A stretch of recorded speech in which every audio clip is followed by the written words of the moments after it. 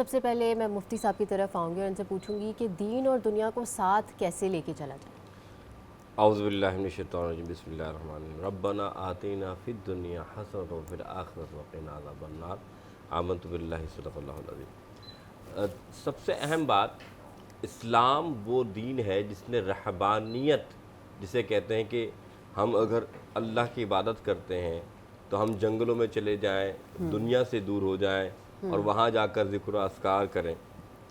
اللہ تعالیٰ نے اس دین کو دین فطرت بنایا، جی، اور اس دین نے ہمیں سکھایا کہ ہم دنیا میں رہ کر جہاں کاروبار بھی کر سکتے ہیں، اپنے گھر والوں کو ان کے اخراجات، ان کے رزق کا بندوبست بھی کر سکتے ہیں، وہاں اللہ کو راضی بھی کر سکتے ہیں۔ اور اس لیے سورہ بقرہ کی یہ جو آیت ہے جسے ہم دعا کے طور پر استعمال کرتے ہیں کہ اللہ ہمیں دین اور دنیا میں جو ہے بھلائی اور رحمت نازل فرما، تو اس لیے کہتے ہیں کہ ہم دنیا میں بھی اللہ تعالیٰ کی عبادت و ریاضت کریں اور دین کو بھی اس پر عمل کریں۔ لیکن اب یہاں پر بات آتی ہے کہ لوگ سوچتے ہیں کہ یار دنیا میں رہ کر دین پر کیسے عمل کیا جائے؟ تو یاد رکھیے گا، صرف نماز پڑھ لینا، روزہ رکھ لینا، حج کر لینا، یہ تمام فرائض عبادت ہے، لیکن رزق حلال کمانا بھی عبادت ہے۔ بے شک۔ ایسا نہیں ہے کہ آپ سوچیں کہ بھائی میں یہ رزق حلال ٹھیک ہے، میں اپنا عبادت کرتا رہتا ہوں،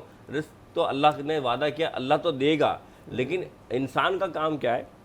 بحثیت مسلمان لیس الانسان الا ما سعی، انسان کے لیے وہی جس کی وہ کوشش۔ تو ایک بحثیت مسلمان میرا کام کیا ہے کہ میں دنیا میں ہوں، اور دنیا میں اللہ تعالیٰ نے یہی دیکھنا ہے کہ ہم کس طریقے کے آزمائش کے ساتھ اللہ تعالیٰ کے جو احکام ہے اس پر عمل بھی کریں اور دنیا کو بھی ساتھ لے کے چلیں۔ اس لیے فرمایا گیا کہ ہمیں دنیا کی بھی بھلائی عطا فرما اور آخرت کی بھلائی عطا فرما۔ تو یہ جو آپ نے سوال کیا کہ ہم دنیا میں رہ کر کیسے کرتے ہیں، تو اللہ کے رسول صلی اللہ علیہ وسلم کی سیرت کو ہم دیکھ سکتے ہیں۔ میرے نبی علیہ السلام نے، اللہ کے پیارے نبی نے نکاح بھی کیے، اللہ کے رسول کی بیٹیاں بھی ہوئیں، اللہ کے رسول نے اپنے نواسوں کو بھی کس طریقے سے ان کو تربیت فرمائی۔ تو اللہ کے رسول نے ہمیں بتایا کہ سیرت رسول سے ہمیں دنیا میں کس طرح رہا جاتا ہے، کیسے اٹھا جاتا ہے، کیسے بیٹھا جاتا ہے، کیسے دنیا کو چلایا جاتا ہے۔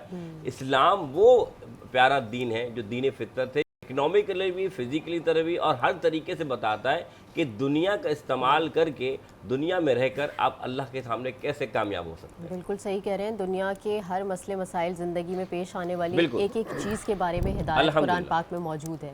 لیکن اکثر لوگ یہ کرتے ہیں کہ جو عبادات ہوتی ہیں ان کو فوقیت دیتے ہیں، دنیاوی کاموں کو نہیں دے رہے ہوتے ہیں، تو اس سے لوگوں کا بھی نقصان ہو رہا ہے، ان کی بد دعائیں حاصل کر رہے ہوتے ہیں، تو اس طرح ان کی یہ عبادتیں قبول ہو جاتی ہیں۔ عبادت تو ہمارے پر لازم ملزوم ہے، لیکن ایسا نہیں، مثال کے طور پہ اگر عرف عام میں ہوتا ہے کہ روزہ رکھا آپ نے جی، اور آپ کام پہ آئے ہوئے، جی، نماز کا وقت ہوا، نماز ہوتی ہے 10 سے 15 یا 20 منٹ کی، آپ جماعت کے ساتھ پڑھ لیے، اب آپ نے کیا کیا، آدھے گھنٹے کے لیے آپ وہاں لیٹ گئے۔